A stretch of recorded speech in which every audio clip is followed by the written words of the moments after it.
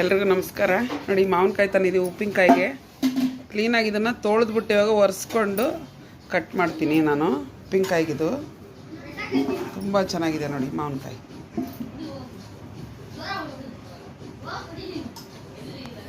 ಇವಾಗ ನೋಡಿ ನೀರು ಇಟ್ಕೊಂಡಿದ್ದೀನಿ ಒಂದು ಪಾತ್ರೆಯಲ್ಲಿ, ಹಾಕ್ಕೊಡೋಣ. ಎಲ್ಲ ಕಾಯಿ ಇದಕ್ಕೆ ಹಾಕ್ಕೊಳ್ತೀನಿ ನಾನು. ಸ್ವಲ್ಪ ಉಪ್ಪು ಹಾಕಿ ಚೆಂದಾಗಿ ಉಜ್ಜುಜ್ಜಿ ಒಂದೊಂದೇ ನಾನು ತೊಳೆದು ನೀಟಾಗಿ ಒರೆಸ್ಬಿಟ್ಟು ಆಮೇಲೆ ಕಟ್ ಮಾಡೋದಿದು. ಕಟ್ ಮಾಡೋದು ತೋರಿಸ್ಕೊಡ್ತೀನಿ ನೋಡಿ. ಮಚ್ಚು ಒಂದು 1 ಪೀಸ್ ಇಟ್ಟಿದ್ದೀನಿ. ಈ ಥರ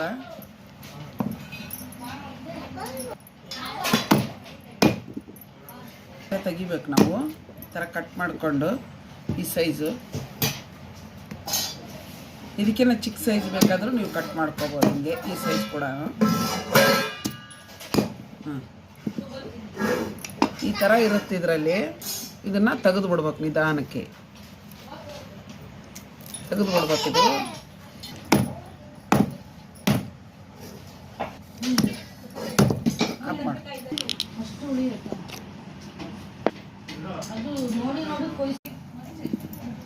ಹೋಗಪ್ಪ ನೋಡಿದ್ರೆ ಎಲ್ಲ ಕಟ್ ಮಾಡ್ಕೊಂಡಿದ್ದೀನಿ. ಇದನ್ನು ಇವಾಗ ಉಪ್ಪು ಹಾಕ್ಬಿಟ್ಟು ಇಡ್ತೀನಿ ನಾನು. ಕಲ್ಲುಪ್ಪು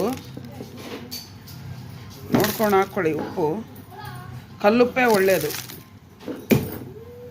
ಏನಿಲ್ಲ ಅಂದರೆ ಒಂದು 1/4 kg ಉಪ್ಪು ಬೇಕಿದಕ್ಕೆ.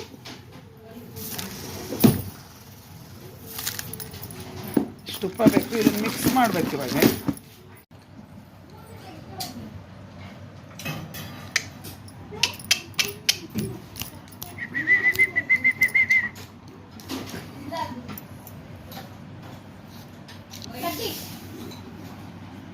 ಇವಾಗ ಉಪ್ಪಿನಕಾಯಿಗೆ ಮಸಾಲ ನೋಡಿ.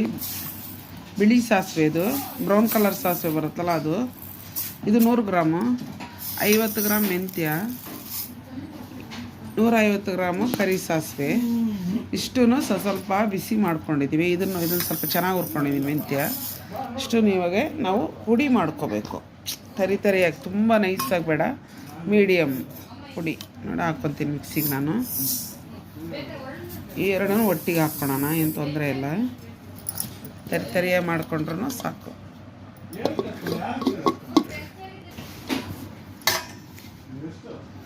ಈ ಥರ ತರಿ ಹಂಗಿರ್ಬೇಕು. ಫುಲ್ಲು ನೈಸಾಗಲ್ಲ ಬೇಡ. ಒಂದು ಬಟ್ಲಿಗೆ ಹಾಕ್ಕೊಳ್ಳೋಣ. ಕಪ್ಪು ಸಾಸಿವೆನೂ ಹಾಕ್ಕೊಳ್ಳೋಣ. ಏನಿಲ್ಲ ಅಂದರೆ ಒಂದು 8 kg ಮಾವಿನಕಾಯಿ ಇದೆ. ಅದು 8 kg ಮಾವಿನಕಾಯಿಗೆ ಮಸಾಲ ಮಾಡ್ತಾರೆ.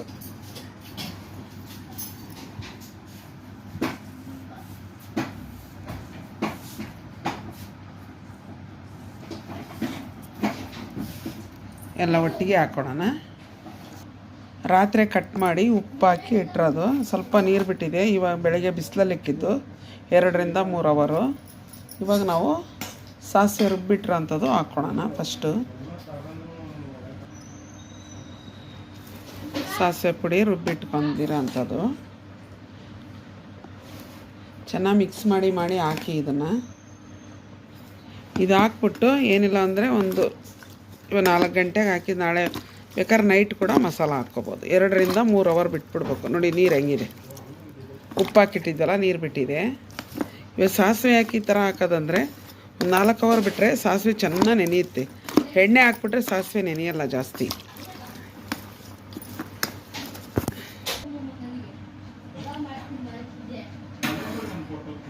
ಚೆಂದಾಗಿ ಇವಾಗ ನಾನು ಸಾಸಿವೆ ಹಾಕ್ಬಿಟ್ಟು ಸಾಸಿವೆ ಮೆಂತ್ಯ ಹಾಕಿ ಚೆನ್ನಾಗಿ ಮಿಕ್ಸ್ ಮಾಡಿ ಇಕ್ಕಿದ್ದೀನಿ ನೋಡಿ ಪುಡಿನ.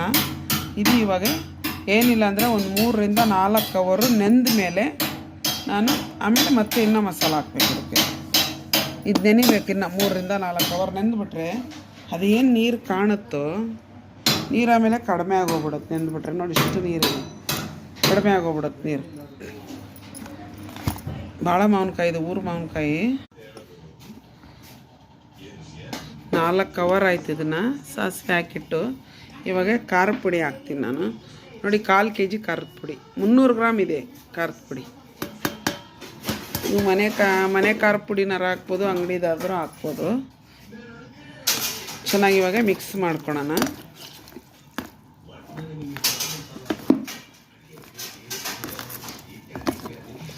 ಸಾಸಿವೆ ನೋಡಿ ಚೆನ್ನಾಗಿ ನೆಂದಿದೆ ಅದು.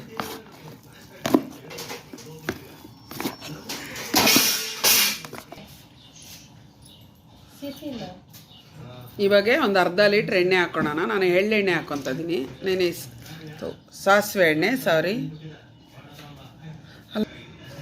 ಸಾಸಿವೆ ಎಣ್ಣೆ ಹಾಕಿರೋದು ಅರ್ಧ ಲೀಟ್ರ್ ಸಾಸಿವೆ ಎಣ್ಣೆ. ಇವಾಗ ಇದನ್ನು ಚೆನ್ನಾಗಿ ಮಿಕ್ಸ್ ಮಾಡ್ಕೋಬೇಕು.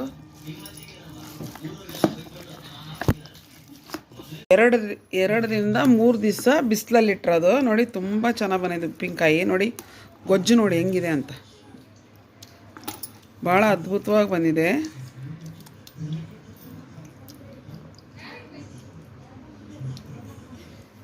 ಅಷ್ಟೇ ಚೆನ್ನಾಗಿ ಬಂದಿದೆ.